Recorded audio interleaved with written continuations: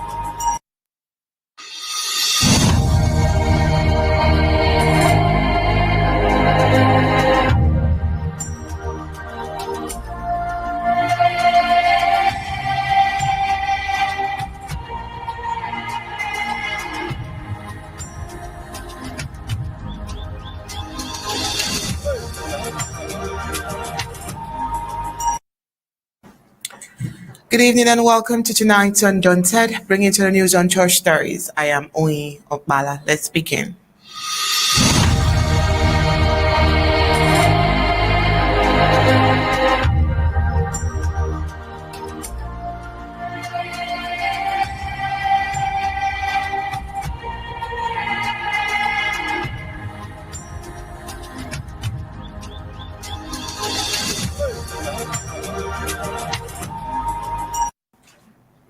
In a bold escalation of its liberation campaign, the Ambazonian government has issued a sweeping ultimatum demanding the immediate, unconditional, and permanent withdrawal of all colonial forces from its territory before Tuesday midnight, framing these as a decisive moment in the struggle for self-determination.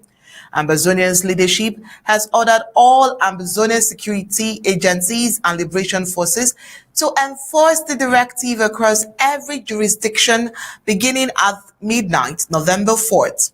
The announcement arrives amid mounting unrest and widespread lockdowns across the southern Cameroons and the colonial French Cameroons, with Ambazonians steadfastly observing ghost towns while French Cameroon struggling to comply with Chiroma's directives, revealing deep fractures into their nation's colonial framework.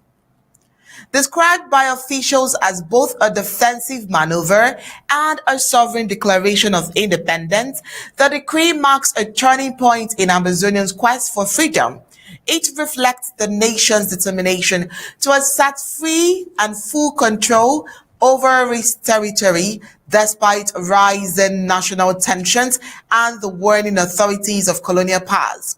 As the deadline approaches, the streets pulse with anticipation and defiance. Supporters see the dawn of a new era, while opponents brace for the potential upheaval of what could become a historic confrontation at the heart of the Cameroons. All these and more, we will dive on tonight on Undaunted, but first, let's get the prime headlines.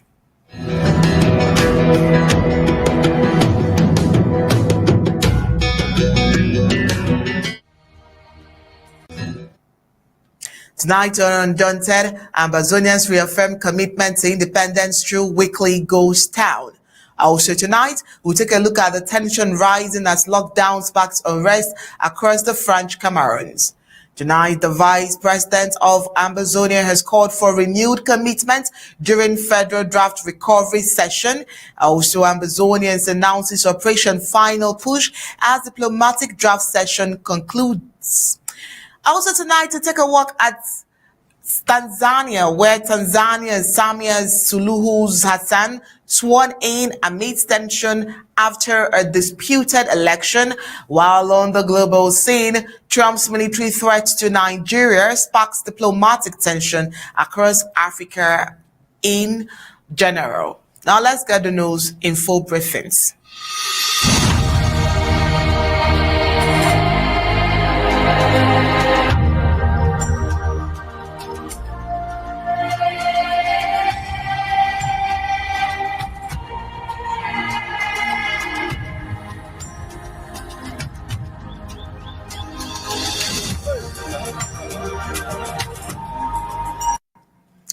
The people of Ambazonia have once again shown their steadfast commitment to the struggle for independence by fully observing the traditional Monday Goes Down, a practice established in 2017 as a peaceful form of resistance against the La République du Cameroon administration. Despite ongoing recent government crackdown, residents across Ambazonia stayed at home, closed businesses, and kept the streets deserted. The Monday Goes Down has evolved into a potent symbol of defiance and unity, demonstrating the population's resilience and determination to assert their right to self-determination. In major towns and cities throughout Ambazonia, commercial and social activities came to a halt as citizens collectively honored the weekly protest. The exercise, which began as a call for solidarity during the early stages of the independence movement, has remained a consistent reminder of the people's grievances and aspirations. For many Ambazonians, the Goes Down represents both a protest and a form of protection, allowing the population to peacefully express dissent while minimizing confrontations with security forces. Despite economic hardship associated with a weekly shutdown, public support for the initiative remains strong. As Ambazonia prepares to resume normal activities on Tuesday, Ambazonian activists have reiterated their commitment to the independence struggle. They continue to call on the world and the global stage to recognize their plight and support efforts towards a peaceful resolution and self-determination for the people of Ambazonia. Still on protest, tensions are rising in French Cameroon, while a new wave of tension has gripped Cameroon following a nationwide lockdown reportedly initiated by opposition figure Chiroma, who continues to allege victory in past presidential election. The lockdown, which was intended as a form of civil disobedience against the government of La République du Cameroon, has received unexpected compliance in several areas traditionally under state control. Major cities including Yaoundé, Douala, Mokolo, Yagua, Banjul, Bafia, and several others were largely paralyzed as businesses and transport services came to a standstill. Observers noted that the usually bustling markets and commercial streets were eerily quiet, suggesting a broad response to the call for a stay-at-home protest. In a dramatic development, tension escalated in northern town of Banyo, where the local administrator known as Ekema of Banyo attempted to force traders to open their shops in defiance of the lockdown. The confrontation quickly turned chaotic when a shopkeeper reportedly slapped the official, sparking outrage and leading to his expulsion from the area by angry residents. The government's attempt to counter Chiroma's lockdown appears to have backfired, triggering future unrest in North and reinforcing public defiance. The coordinated shutdown across French-speaking Cameroon has drawn comparison to the long-standing Goes Down strategy employed by Ambazonians in what they call the English-speaking areas. With the population now showing rare unity in protest, the situation is showing deepening political and social divisions within the country.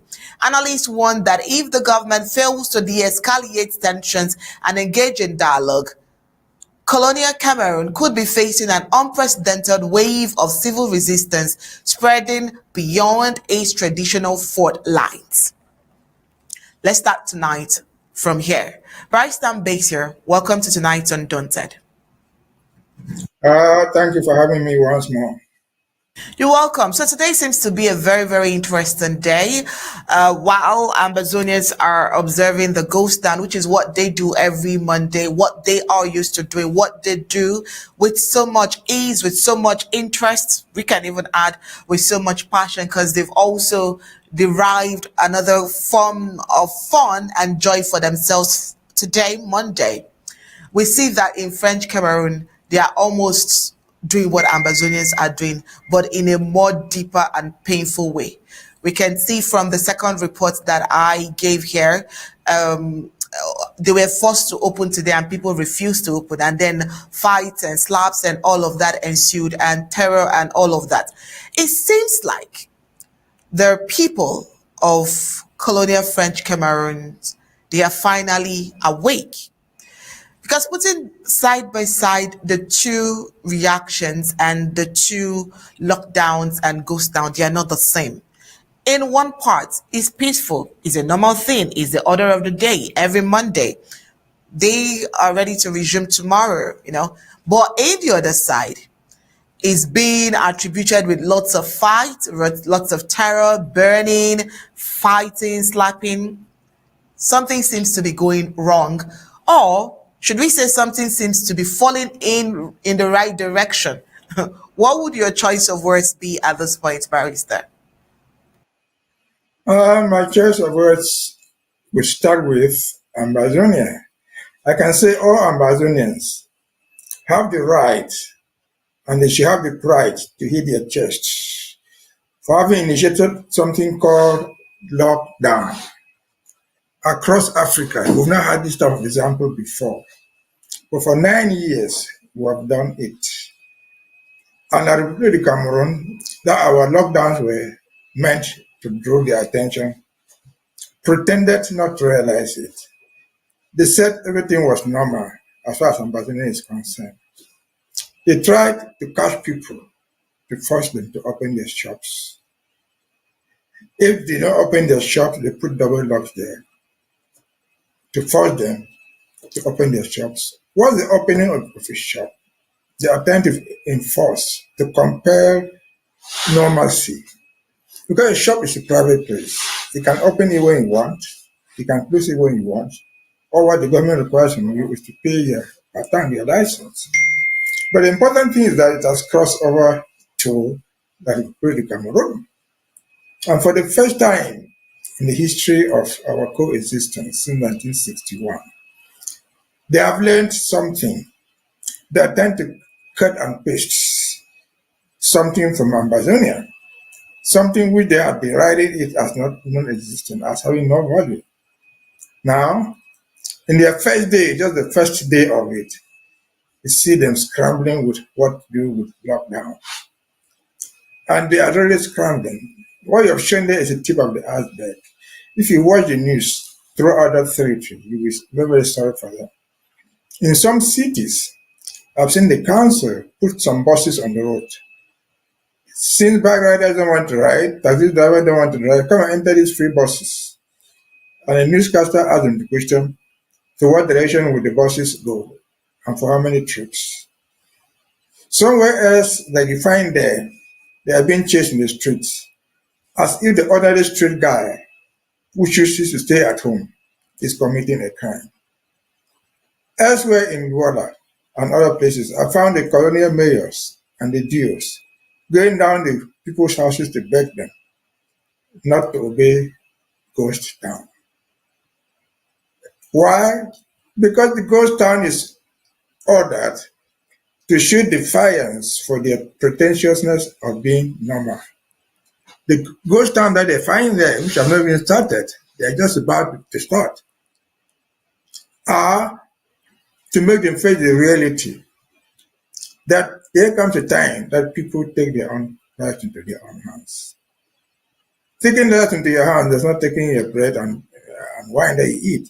You take your political future into your own hands, which they are trying to do, which we have been doing for 9 years. Now, faced with the similar difficulty, somebody there, hitherto unknown, until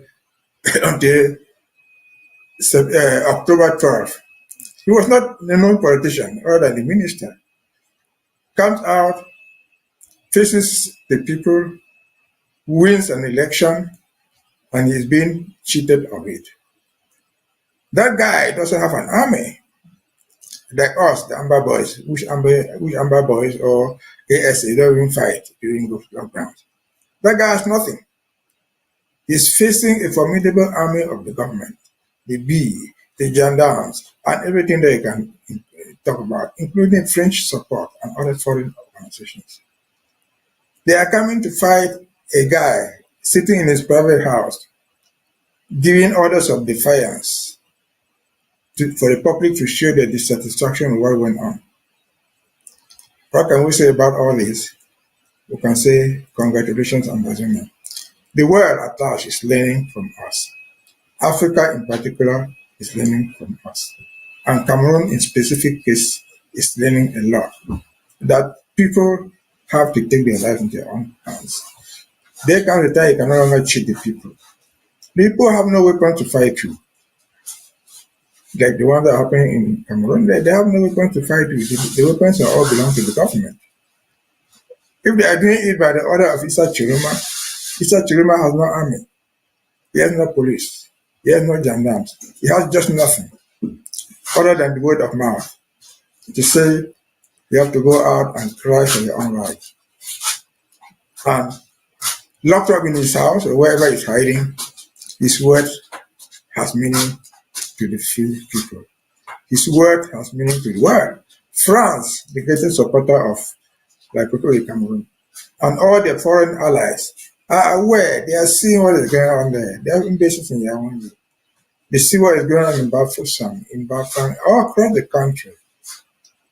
A simple order from an opposition leader who, according to Yaoundé, lost the elections, but who, according to everybody, won the elections. And he is being cheated of his victory. Can say it again, once more. Thank you, Mr. Chiroma. Thank you, the opposition of Cameroon. Thank you, Cameroon Republic, for learning a lesson from a tiny group of people, from 2 cubes of sugar that will not even melt in hot water. You are learning a lot. I hope that these lessons help you.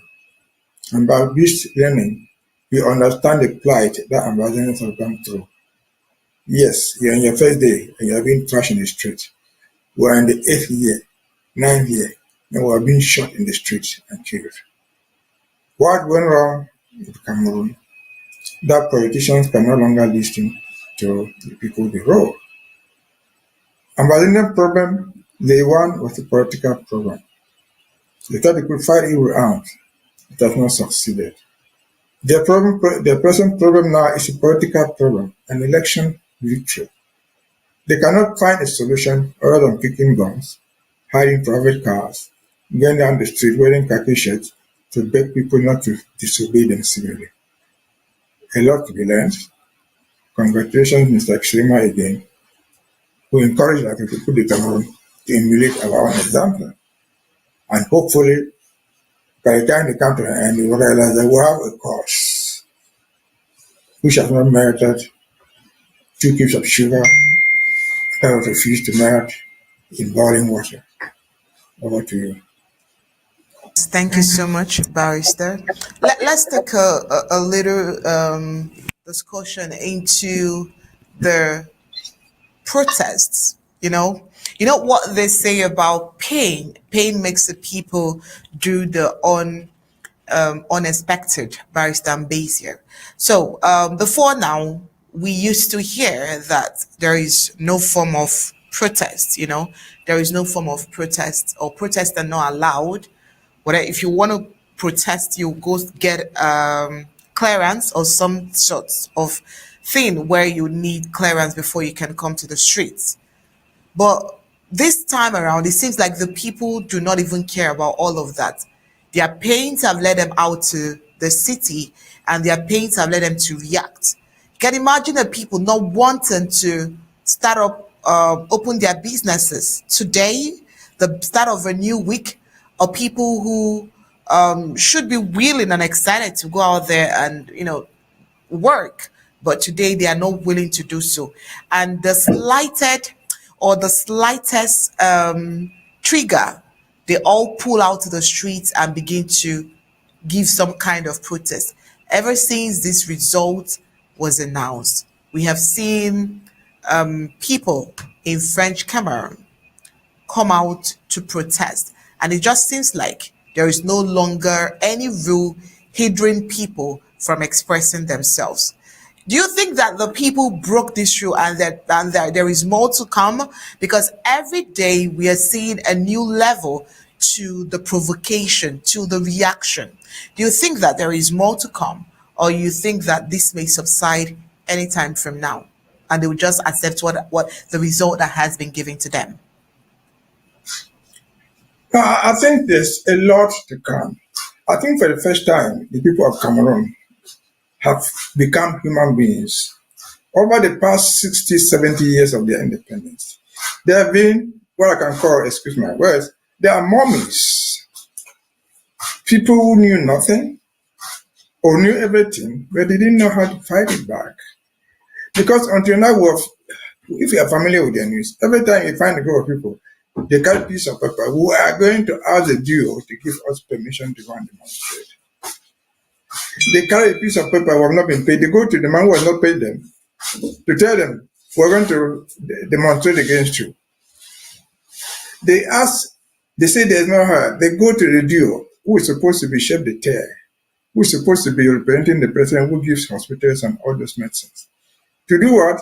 To ask him to permit them to demonstrate against them.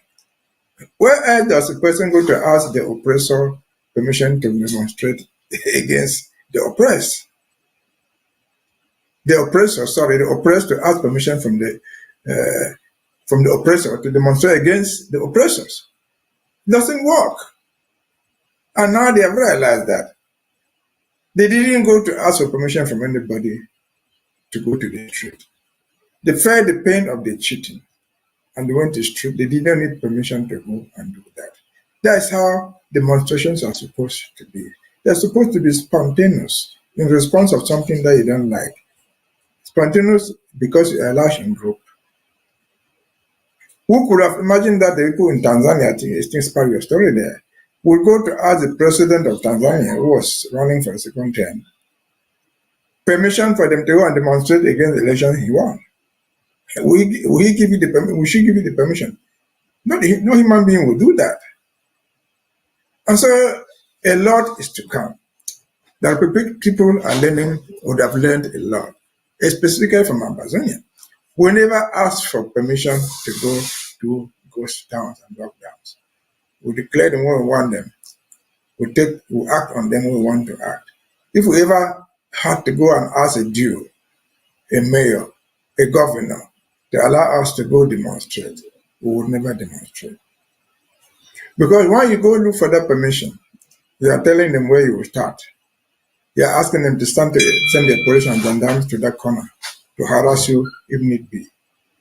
And so your question is whether more will come. I think their eyes are open. More than that is going to come. And until that government in Yaoundé becomes a little bit reasonable, until they become a little bit human, they are not going to contain the population. There are at least 20 million people who are found there. Once they all step to the streets, there is no way, no army will control a population of that size. The only way you can do is to give in to the demands. And so, you see it is not just demonstration, goes down there doing. These things were done today, but before today, see the reaction of government. Our Tanganjis, ministers, threatening people to lock them up, to do whatever thing they did, to make sure that they don't do it. They abducted the Anisek Ekane and the rest, and locked them up with the idea of stopping the ghost towns. They have not stopped them. Even though Anisek Ekane might still be in jail and others, they have realized, I'm sure, that they cannot by those threats quell an angry population. They can threaten Issa Chirima. If they ever venture to go and catch him, that is not going to spill more oil into the fire. I think that's what I can read from what is going on. And therefore, the 60 years or 65 years of independence should have made it difficult to realize that the people have grown out of their fear. And again, and again, there comes a time that human beings can say, I have to say no. Because independence, freedom is fought for and seized. It's not given from a platter of gold. The time is over when our people and other countries like them will sit there and expect to go hand clap to whoever sits in it to be as a president. to beg for a road, to beg for a school, to beg for a hospital, as if that was a privilege. It is a right as taxpayers to have those things. The police, the gendarmes, and all those multiple forces they train there are the right now say it by themselves. They're not trying to come and catch their citizens in the streets. They are trying to fight foreign enemies, invaders, foreigners, which is what they've been doing with Ambazonia. They fight us if we demonstrate, they kill us because by their own imagination, these are foreigners. These are the appropriate targets for what their soldiers were trained for. But again and again, they cannot do that, and they will not successfully do that in the larger Republic of Cameroon. There may be demonstrations today in Garawa. They may be known to yesterday in Bafusa, but the pockets that rise up will be quenched anymore. Over to you. All right, thank you so much, Barrister. Well, like you said, a lot is going to play out, and so we are here waiting to see all that will play out in the coming days. And moving on, the Vice President of the Federal Republic of Ambazonia, Steve Nebafu, has reaffirmed the government's commitment to the independence struggle during an address at the Federal Draft Recovery Session held on November 1st, 2025. In his first official assignment since assuming office, Vice President Fu described himself as an old broom in a renovated house, emphasizing his dedication to the restructured collective leadership government established under President Samuel Ikonesako. The new leadership model, he said, aims to strengthen coordination and adaptability within the movement and has gained recognition both locally and internationally.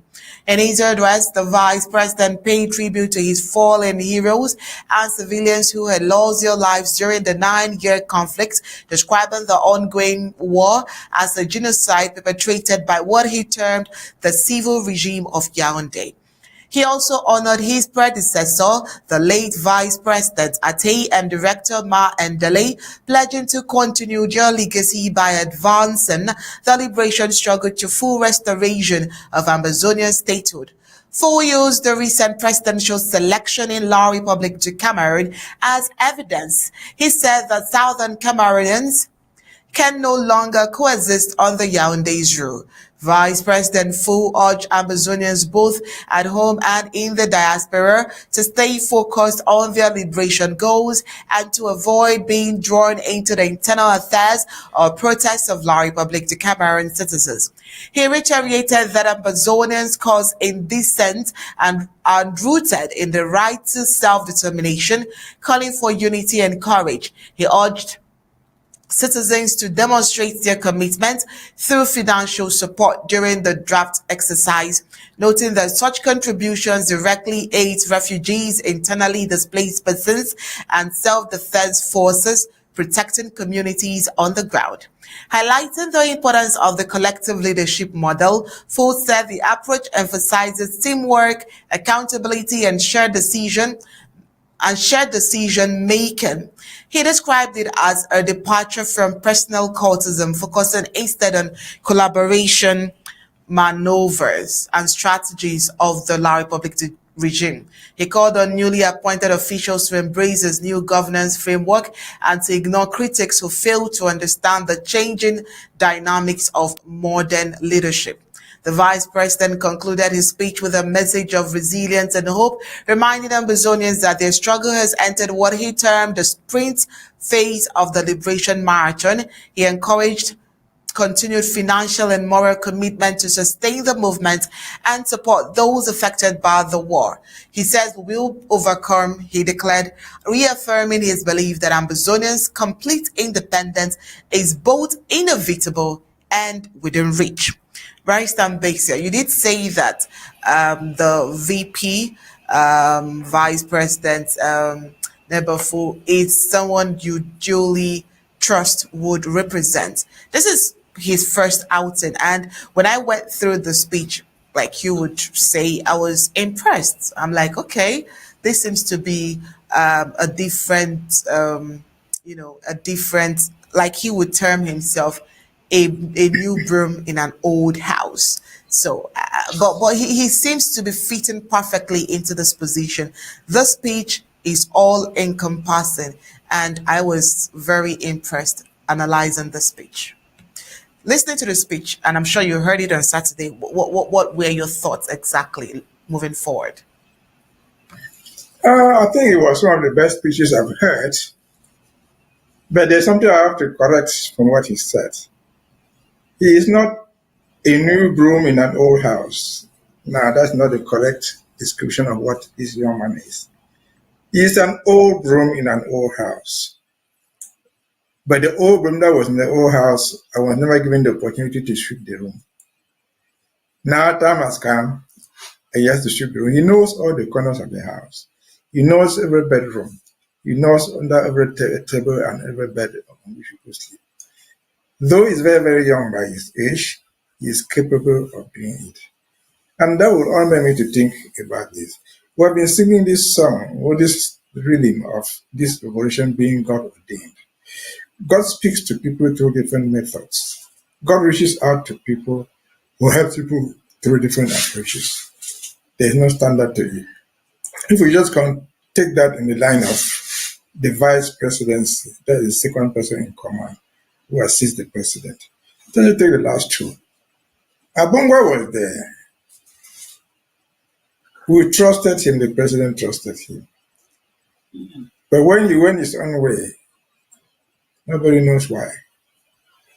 But I would rather say that God took him out when he was going the wrong way. God simply said, yeah, this job is no longer good for you. He will make you, will allow you to commit acts or do other things that will take you out.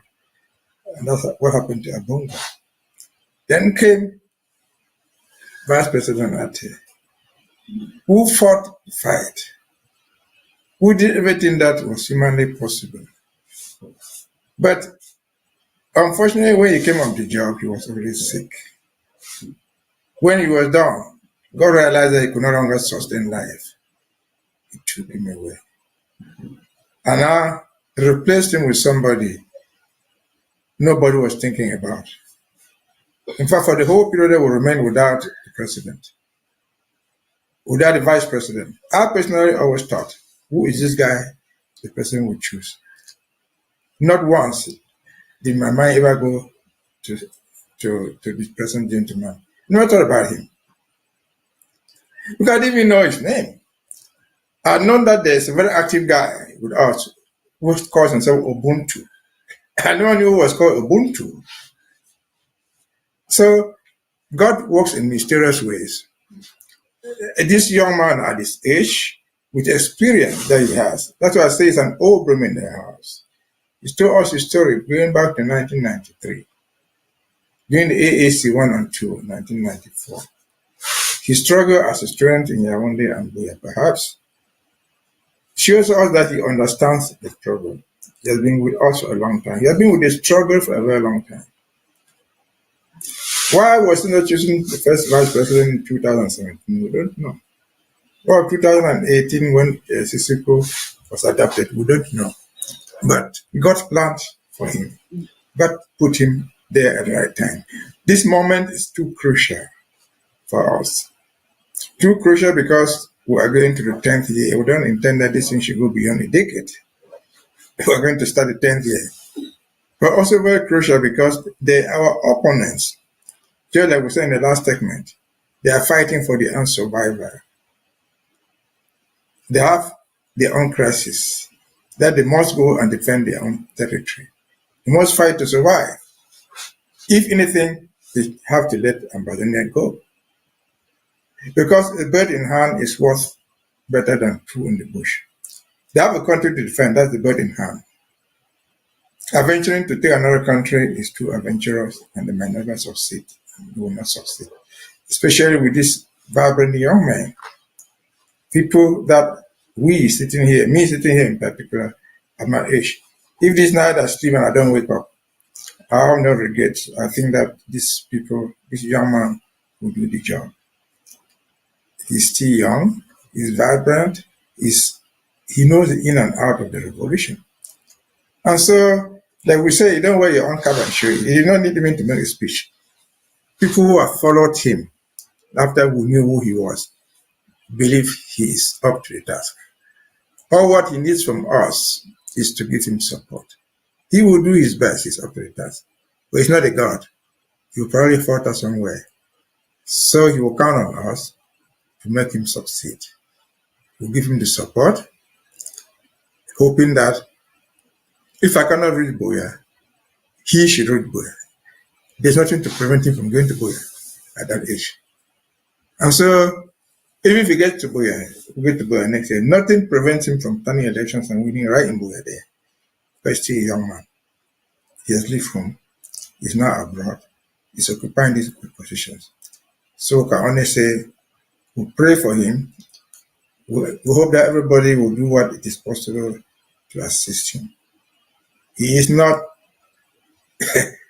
a new broom in an old house. It's an old broom in an old house. Again, we say congratulations, Mr. Vice President. God willing, you would fulfill your task. God make it right for you. It is your turn. We'll do everything to assist you. Over to you. All right, thank you so much, Barrister. Still happening in Ambazonia, the government of the Federal Republic of Ambazonia has announced their sweeping new security and sovereignty directive following the successful conclusion of 8-weekend diplomatic draft session. The move, seen as a defining moment in the ongoing liberation struggle, comes amid escalating political turmoil in neighboring French Cameroon. The Ambazonian leadership has expressed deep concern that the post-election unrest across the border could spill into its territory, posing French threats to the safety and stability of southern Cameroon. In a decree signed by General Hadnock, the Ambazonian government formally launched Operation Final Push, a decisive phase in its campaign for total independence. Under the new directive, all land, air, and sea border between Ambazonia and French Cameroon will be completely shut down starting Tuesday, November 4th, 2025, and will remain closed until further notice.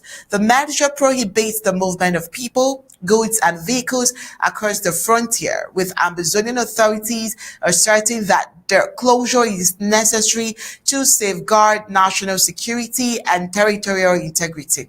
The decree also imposes a comprehensive ban on all forms of trade and exchange between the two Cameroons, effective immediately. Import and export operations are to be redirected exclusively towards Nigeria, which Ambazonia recognizes as its primary neighboring ally for economic and humanitarian engagement. This shift is expected to reshape regional trade dynamics, signaling Ambazonia's intent to establish independent commercial routes and economic partnerships outside the influence of Yaoundé. In a stern warning accompanying the decree, the Ambazonian government demanded the immediate and unconditional withdrawal of all French Cameroon military and administrative personnel from southern Cameroon's territory before midnight on Tuesday. Any failure to comply, it stated, will be treated as a direct act of aggression and met with corresponding military response. The government reiterated its position that Ambazonia is a sovereign entity under occupation and that continued foreign military presence continues or constitutes a violation of international law and the right to self-determination.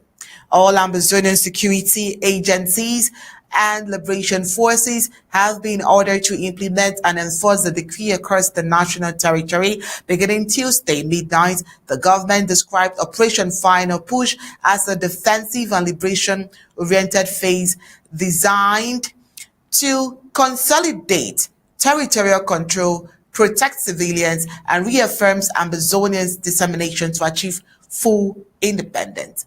As French Cameroon faces mounting internal instability, Ambazonia's leadership has framed this latest move as both a necessary safeguard and a bold assertion of its political will, marking what it calls the final stretch towards freedom and sovereignty. Now let's get General Hadnock's audio.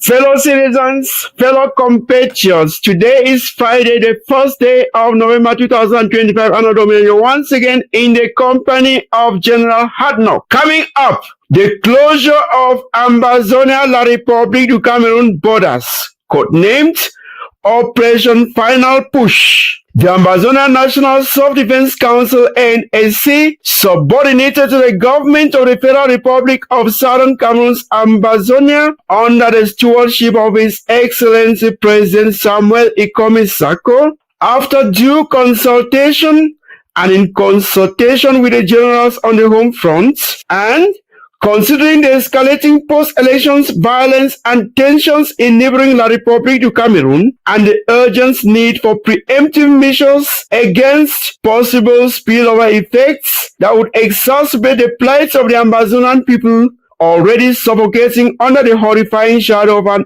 over 8-year-old unabated genocide declared by dictator Paul Biya of La République du Cameroon in 2017, conscious of the unflinching attachment of the Southern Cameroon's Ambazonian people to the universal ideals and values of freedom, liberty, justice, peace, dignity, and sovereignty, conscious of the Council's role and bounden duty to ensure unyielding defense of the Ambazonian people and the territorial integrity of Ambazonia, hereby declares and informs national and international opinion as follows. Article 1. The borders between the Federal Republic of Southern Cameroon's Ambazonia and the Republic of Cameroon, or La République du Cameroon, shall be shut down completely as from Tuesday, November 4th, 2025, till further notice. This operation, codenamed Operation Final Push, implies that there shall be no movement of vehicles, ships, boats, and aircrafts from La République du Cameroon into Ambazonia and vice versa, as all roads, waterways, and airspace shall be shut down. Article 2. Consistent with this decree, all imports and exports between La République du Cameroon and the Federal Republic of Southern Cameroon's Ambazonia are henceforth halted, and the Ambazonian people are hereby encouraged to export to and import from Nigeria. And this means that only the Southern Cameroon's Ambazonian borders with Nigeria shall remain open. Article 3. This Self-Defense Council, in keeping with the executive orders of the President of the Federal Republic of Southern Cameroon's Ambazonia, His Excellency Dr. Samuel Sako Ikomi, orders the immediate, unconditional, and permanent departure of all La République du Cameroon's colonial forces still found within the national territory of Ambazonia before doomsday. That is to say, all La République du Cameroon's, be it gendarmes, army, police, penitentiary administration, DOs, SGOs, governors, and their co-workers should leave the territory of Ambazonia immediately, unconditionally, and permanently before the thickest darkness covers them. Article 4. This decree goes into effect as from the midnight of Monday breaking Tuesday, November 4th, 2025, and shall be rigorously and vigorously executed by all ASA Major Generals, Colonels, Captains, Commanders, and mobile police officers, each within his or her sphere of specific competence. Done at Buya, this first day of November 2025. All right, Barrister Mbesha, there is so much capacity and enforcement here and there, and Ambazonians and the leadership seems to be seizing every opportunity to protect and to ensure that there are strict boundaries and all of that is happening. We might not be sure, but why do you think that there is this emphasis on border closure at this point in time? Do you think that it may arise from the tensions coming in from the neighboring French Cameroon, and as such, Ambazonians would want to protect her territory? What do you think that all of these border closure is important at this point? Now, border closures for all countries, not just Ambazonia, are issues of security concern. We're not the first people to do it. When there's an event happening around you or within you, that you feel that there can be external forces that will influence it, the government of that country shall, in most instances, declare border closures. Let me just take one example that happened just a week ago. Before the presidential elections on October 12th, a certain Atanganji, who is the Minister of Territorial Administration, which oversees the territory, security and otherwise, he decreed that the borders of Cameroon shall be closed on the eve of the elections until the end of the elections. So border closure are national actions taken for the safety, for the security of the individual country. In the instant case of Ambazonia, we know that there's a lot of tension in our neighbor's territorial Republic, Cameroon. Nobody knows what will happen there for sure, but there's tension. It could result to war. It could result to an influx of a large number of people coming in and going out. And who knows who comes in or who goes out? These people might, in some cases, be security risk. So it is the responsibility of our own government to declare that, because that closure, not lockdown. I was trying to say that closure, not lockdown. Let people who follow us know that this is not a lockdown. It is a border closure. It does not concern Ambazonian citizens going to their farms. It concerns people coming in. They are closing their borders to prevent foreigners from coming in. And so it is not a lockdown. It is an appropriate security measure, especially when you face enemies from your own neighbors. But this one is so specific that it calls on the Republic to withdraw their army. Normally we should not have done that because that's not our business. But they are occupying us. They are occupying our territory. If there must be war there, we don't know where to be war. If there's any security risk, we call the Republic of Cameroon, they will need their own soldiers who are deployed in Akwaya, in Funkan, Bamen, in Boya, and wherever in Ambazonia.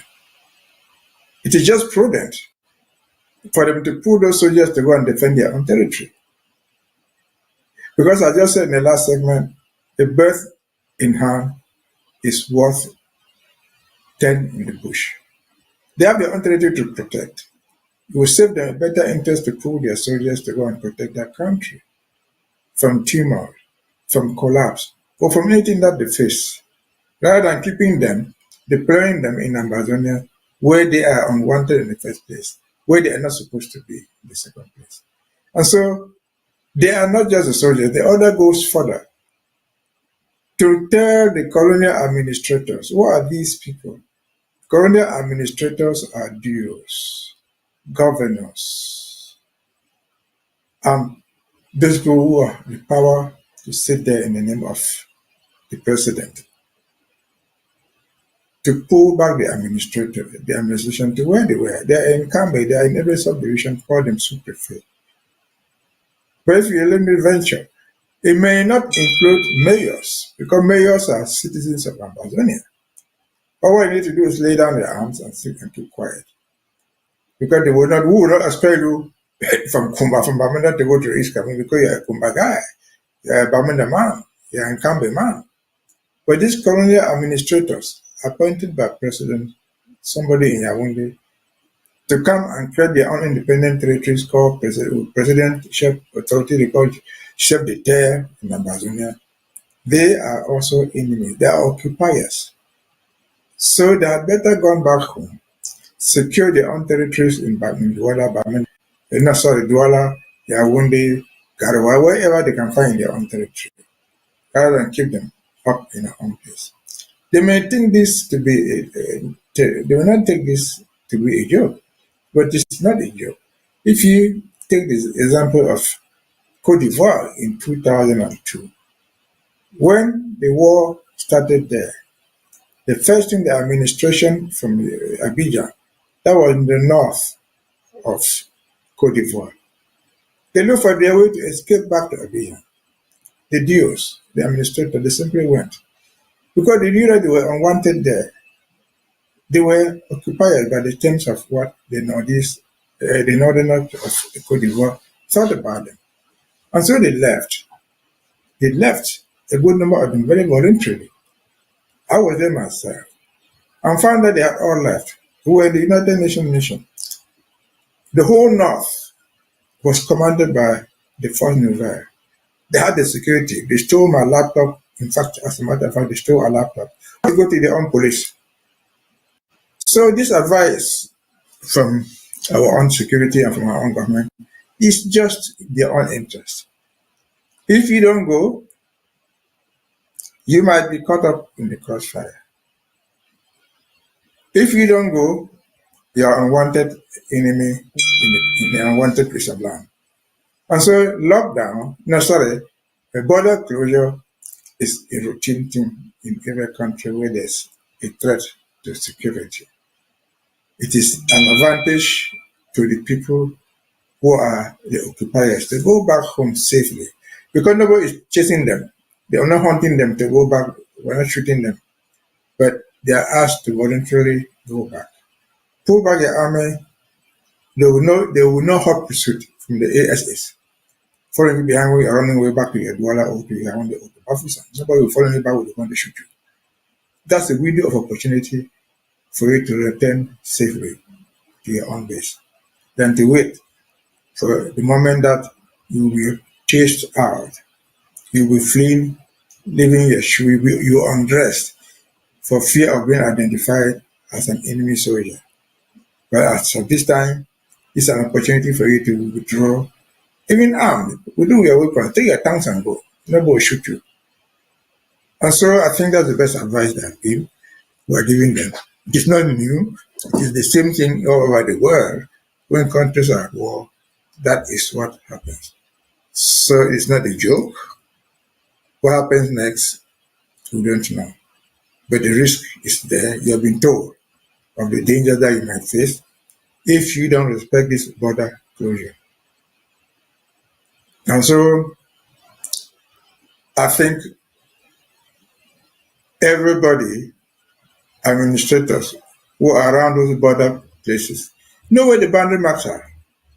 So the boundary mark pillars are still standing right there. So you don't doubt it. If you are crossing from Loom to Puma, you know where the boundary is. You know where the boundary is. If you are crossing from Chang in the main western region to Ebiela, the marks are there.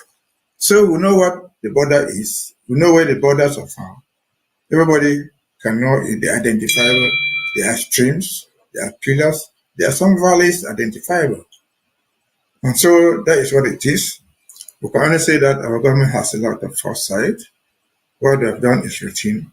We can only encourage them to keep the watch and make sure the orders are respected. Over to you. Right, Barrister, as the situation is getting pretty intense in neighboring French Cameroon at the moment, Ambazonians who are in areas outside the Ambazonian territory that would want to come in, wouldn't this border closure affect them at this point? Because I No, mean, no, how does it doesn't affect you.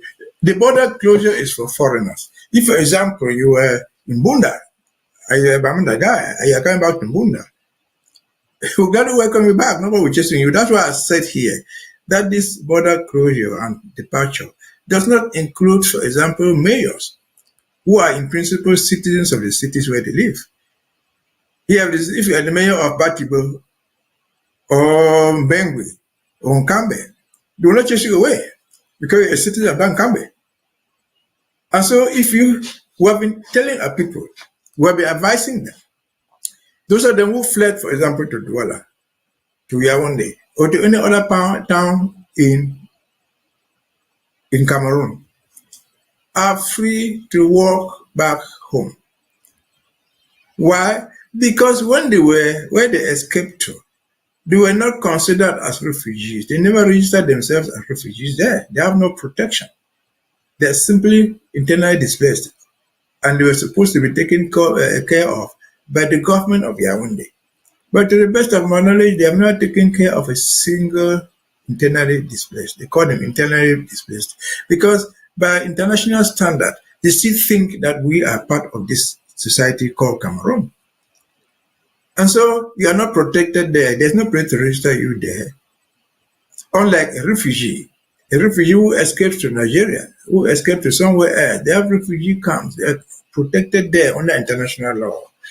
It does not mean that you can be asked to come back by force if you're a refugee. But this internally displaced, those people who fled from Bamenda or from the Northwest or whatever thing they call it, to Bafoussam, to Yaoundé, to Douala, to Garawa, wherever you are just internally displaced, you are there at your own mercy. So if you are coming back, there's no fear. Nobody will threaten you because you are an Ambazonian. The Ambazonian government cannot expel Ambazonian citizens. Just like we find here, those of us in the United States and abroad, there's a lot of deportation going on. They catch you in the United States without a purpose. If you are a Nigerian, they deport you to Nigeria. We get to Nigeria, the Nigerian government cannot say we don't accept this guy because you are the citizen of the country. They must accept you. And so to your question again, those of us, brothers and sisters who are across the border, they are not prevented from coming back home.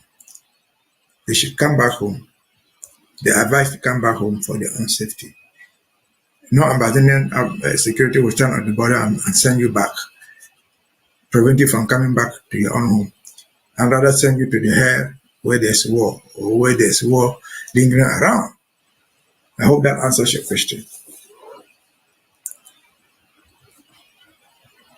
Out of tonight's Undaunted, and I love the way you explained all of these issues because understanding differs, and that is why Undaunted is here to clarify, not just to inform or educate, but to clarify some of these issues that could be misunderstood. Thank you so much, Barrister Mbesha, for coming on tonight's Undaunted. Thank you for having me too. As well. So we'll allow you to go so that tomorrow you would come back to us for the news that would be making the headlines. Well, right when we return, we'll head to Tanzania, where Tanzania's Samia Suluhu's Hassan is sworn in amid all of the tension after a disputed election.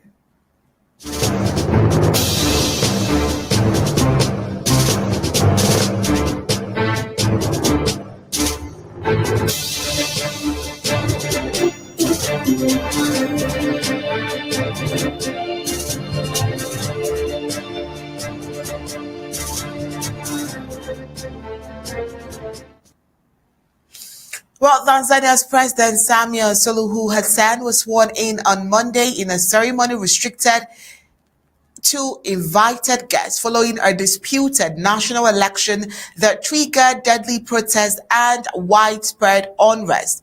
The inauguration took place on government-owned ground in the administrative capital, Dodoma, a significant departure from past ceremonies which traditionally drew large crowds at public stadiums. Security was tight, with access to the venue heavily controlled. Tensions remained high in the commercial hub of Dar es Salaam, where 3 days of violent demonstration left several people dead and many injured. Most gas stations, grocery shops, and markets remained closed, while streets were largely deserted as residents stayed indoors. Government employees were restricted and instructed to continue working from home. The unrest began after the October 29th election, which was marred by allegations of Usually in Africa, you'll hear voter suppression and intimidation. Two leading opposition figures were disqualified from the race.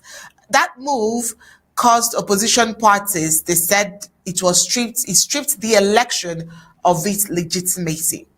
Protests erupted across major cities and demonstrators attempted to halt vote counting. Security forces responded with force, deploying the military to support police in quelling riots. Internet services were repeatedly disrupted across the country, limiting access to information and affecting transportation and communication networks. The violence and uncertainty prompted the government to postpone the reopening of universities initially scheduled for November 3rd as a precaution against further unrest. While official results handed Hassan another term in office, opposition leaders and civil society groups over there, they are calling for international mediation and an independent review of the election and electoral process. Regional observers have urged calm and restraint, warning that prolonged instability could undermine Tanzania's economy, recovery, and democratic reputation in East Africa. Oh well, so much happening in Africa and its election. But when we come back, Trump's military threats to Nigeria is sparking diplomatic tension across Africa in general.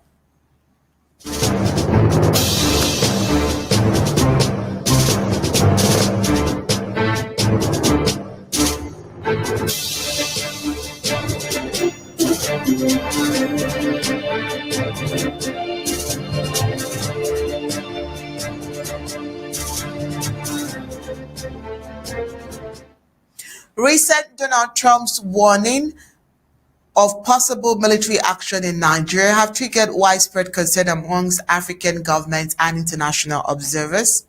The statement delivered during a campaign rally in Texas included threats to suspend American aid and consider airstrikes or troops deployments if Nigeria fails to stop violence allegedly targeting Christian communities. The comments marked one of Trump's most aggressive foreign policy declaration and came amidst growing insecurity in northern and central Nigeria, where militant and communal violence continues to claim lives. Trump's remarks suggested a readiness to bypass diplomatic engagement in favor of direct intervention, a stance that analysts say could strain U.S. relations with several African nations. Nigeria's government responded by reaffirming its sovereignty and rejecting the characterization of the crisis as religious persecution. Officials maintain that the violence stems from a mix of terrorism, resource disputes, and regional instability rather than deliberate attacks on Christians. While the controversy also coincides with renewed scrutiny of U.S. aid to African partners. Washington currently provides extensive humanitarian and military support to Nigeria, and any reduction could affect joint operations against insurgent groups as Boko Haram and the Islamic State West African province. Well, across the continent, governments and regional bodies, they have expressed unease over the potential precedent of unilateral U.S. military action in Africa. Analysts warn that such a move could revive Cold War-era tension and heighten fears of external interference in domestic affairs. Diplomatic observers note that threats appear politically motivated, aimed at reinforcing Trump's image of toughness on global security issues. However, the statements have already disrupted ongoing U.S.-Africa policy discussion and prompted urgent consultation within the African Union.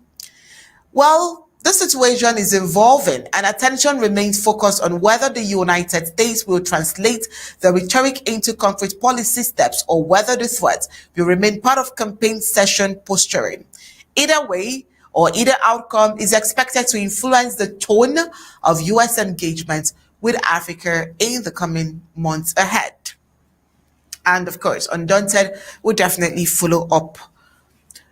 All right, that's all we have for you on tonight's Undaunted. But before we go, let's take a look at the stories that made it to tonight's Undaunted.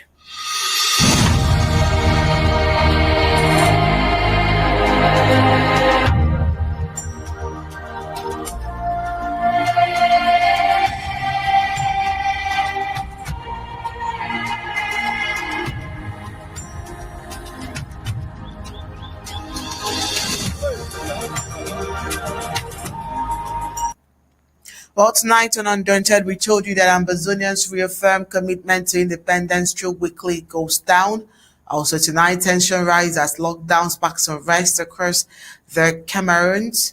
Tonight, we told you that Ambazonia's vice president is calling for renewed commitment during federal draft recovery session, while Ambazonians announces Operation Final Push as diplomatic draft session concludes.